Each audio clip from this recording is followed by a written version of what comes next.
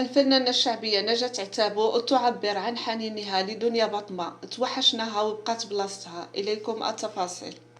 أعربت نجمة الأغنية الشعبية نجاة عتابو عن حنينها لزميلتها في الوسط الفني الفنانة دنيا بطمة القابعة بالسجن الوداية بمراكش من خلال تعليق لها. ومن خلال تعليقها على منشور خاص بدنيا، عبرت نجاة عتابو عن اشتياقها لها بكلمات بسيطة ومؤثرة مما يبرز روح التضامن والدعم بين الفنانين في لحظات صعبة.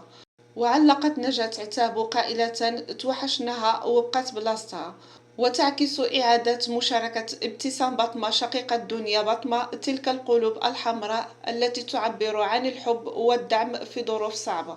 للإشارة، قبل أن تدخل الفنانة دنيا بطمة إلى السجن، كانت قد نشرت الفنانة المغربية دنيا بطمة عبر حسابها الرسمي على موقع تبادل الصور والفيديوهات الانستغرام، وبالضبط عبر خاصية القصص القصيرة، مقطع فيديو خاص للفنانة نجاة عتابو الذي تحدثت فيه عنها. وقالت نجاة عتابو في مقطع الفيديو عن دنيا بطمة: دنيا تبارك الله فنانة كبيرة وأنا أحبها كثيرا، أتمنى لها التوفيق وأتمنى أن تخرج من أزمتها، واللي فيه الخير الله يجيبه لها.